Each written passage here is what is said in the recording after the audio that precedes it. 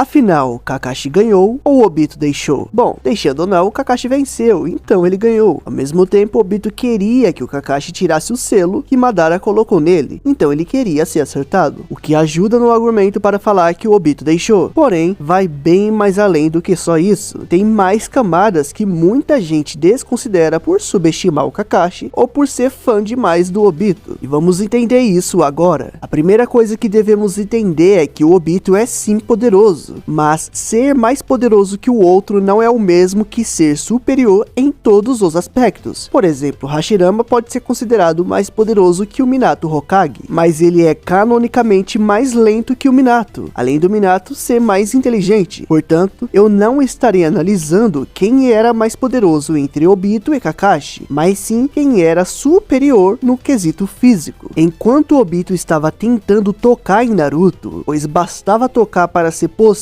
levar para a dimensão do Kamui, Gai aparece forçando o Obito a ativar a intangibilidade. Perceba-se que Gai não está com os portões abertos. Após isso, Obito anuncia que irá pegar o Gai primeiro, então ele vai com tudo para cima do Gai, que evita a tentativa do Obito com tranquilidade e muito estilo, bloqueando todos os ataques, sendo mais veloz que ele ao ponto de forçá-lo a usar o Kamui e bloqueando os ataques até de costas, o que mereceu um elogio de Naruto.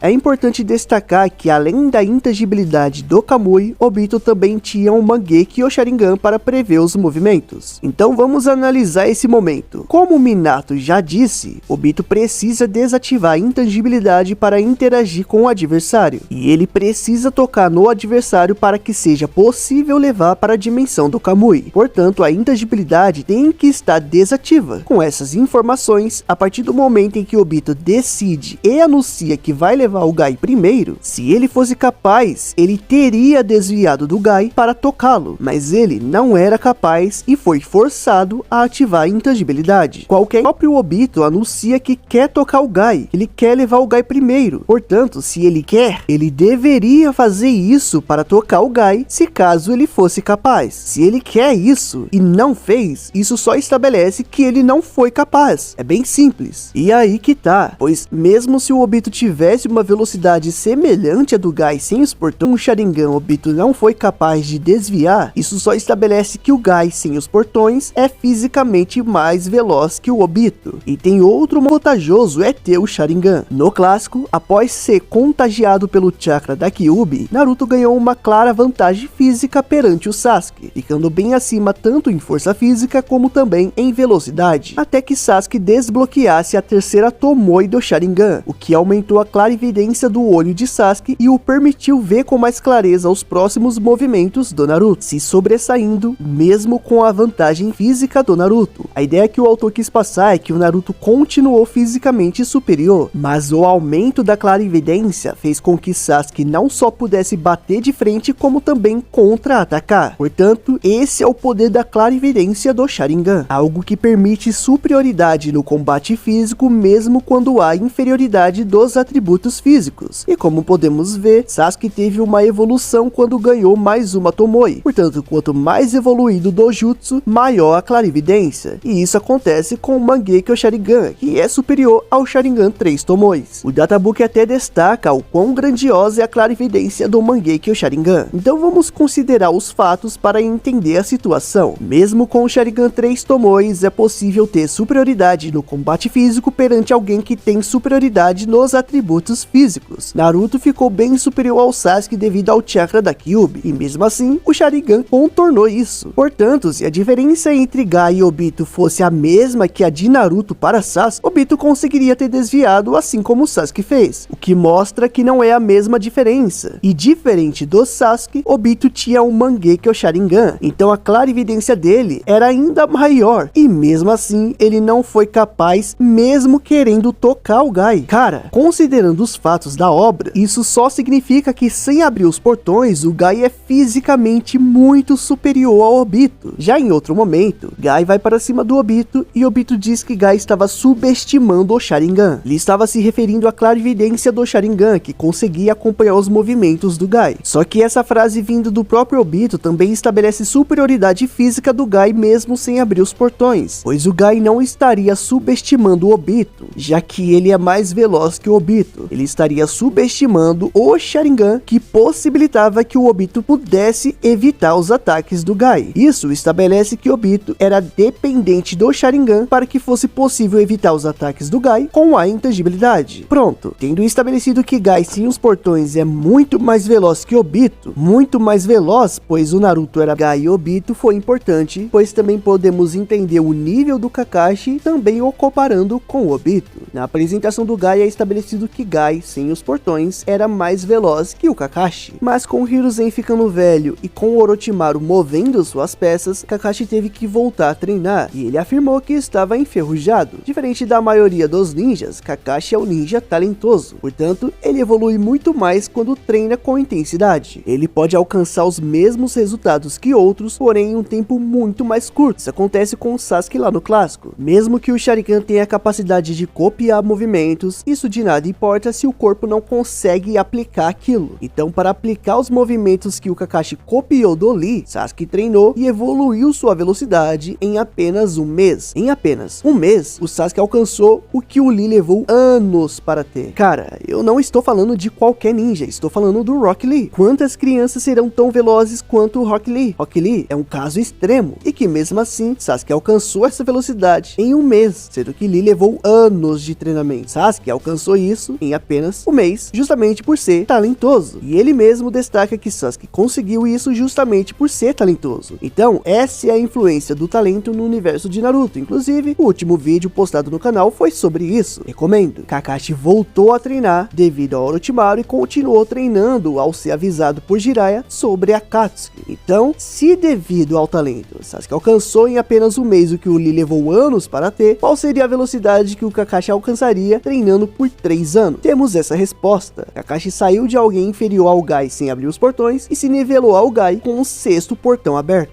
Sasuke não assistiu à luta do Lee contra o Gaara. Quem copiou aqueles movimentos com o Sharingan foi o Kakashi, e ele passou para o Sasuke treinar. Portanto, o próprio Kakashi já mostrou que ele consegue copiar esses movimentos de velocidade. Aí ele aproveita do talento que tem para alcançar essa velocidade através de treinamento. Kakashi enfrentou o Gai inúmeras vezes. Ele tinha todos esses movimentos e velocidade registrados em seu Mangekyo Sharingan. Bastava treinar para aplicar. E assim, ele usava o Sharingan contra o Gai, tanto que Gai aprendeu a combater o Sharingan por causa disso. Então aqui já está bem desenhado. A missão do Kamui, Obito não tem isso, e ele não tem a vantagem da clarividência, pois o Kakashi também tem um Sharingan. Dito isso, mesmo se o Obito quisesse, ele nunca ganharia do Kakashi. Mudou. O Kakashi continuava superior e continuava ganhando. Obito fala para o Minato que ele é a ovelha negra do clã Uchiha. Ele não é nada talentoso, e vimos através do Kakashi que mesmo o ninja talentoso fica fraco, enferrujado caso ele não treine. E Obito, além de não ser talentoso, ele também ficou totalmente dependente da muito superior ao Obito ao ponto de ele sequer tocar o Kakashi, certo? Sim, mas tem um porém. Além do Kakashi estar mentalmente abalado, ele já estava fraco por falta de chakra, e Obito ainda aumentou seu próprio poder. Sim, Kakashi esgotou praticamente todo o seu chakra, e o ninja fica extremamente fraco quando isso acontece. Para contornar isso, Kurama deu seu chakra para o Kakashi, chakra esse, e Obito roubou com a técnica de absorção do Rinnegan antes de levar o Kakashi para a dimensão do Kamui. Obito toca o ombro dele, absorve o chakra da Kyuubi e depois leva o Kakashi para a dimensão do Kamui. Então o Kakashi voltou a ficar fraco pela falta de chakra, já que ele perdeu o chakra do Kurama, e Obito aumentou seu poder em 3 vezes. Mesmo quando o chakra do Kurama não cria o manto de chakra, só de ter o chakra do Kurama já aumenta 3 vezes o poder, e o próprio Kakashi fala isso. Portanto, Kakashi estava enfraquecido e o Obito aumentou seu poder em 3 vezes. Mesmo assim, não teve luta, pois muita gente viu essa luta só pelo anime. Só que para não alcançar o mangá, o anime estendia as coisas criando muito flashback e enrolação, e as lutas eram o momento perfeito para isso. No mangá, essa luta é bem curta, tem apenas 7 golpes. Kakashi ganhou bem rápido, mesmo enfraquecido, e com Obito 3 vezes mais forte que antes. No mangá, Obito não acerta acerta um golpe sequer em Kakashi, o que condiz com o que é estabelecido na obra. Se Obito é bem inferior ao Gai base, sem abrir os portão, patamar esse em que Kakashi se encontra. Mas, como mostrado, Kakashi estava enfraquecido, então ele ficaria apenas um pouco acima de Obito, e foi isso que aconteceu. Então vamos estabelecer as coisas. Obito queria que Kakashi tirasse o selo que Madara colocou nele, e ele precisava ser acertado para isso. Porém, Obito não entrega isso de bandeja. Ele de fato queria enfrentar o Kakashi devido a toda, como você está acompanhando a obra apenas para se divertir, então essas cenas inventadas no anime não tem nenhum problema. A luta é bem mais bonita no anime. Agora, se você se compromete a analisar quem é mais poderoso, a analisar os atributos dos personagens, aí é uma situação totalmente diferente, entende? É uma situação que exige que você seja honesto a considerar o que é um fato, a considerar o que é estabelecido no conteúdo original e principal, que é o mangá. Se você apenas está se divertindo, não tem nenhum problema em assistir o anime. Eu não sou contra isso e ter como fonte o mangá. E no mangá, o Kakashi sempre foi fisicamente muito superior ao Obito, com exceção, é claro, do Obito Jinchuriki da Jubi.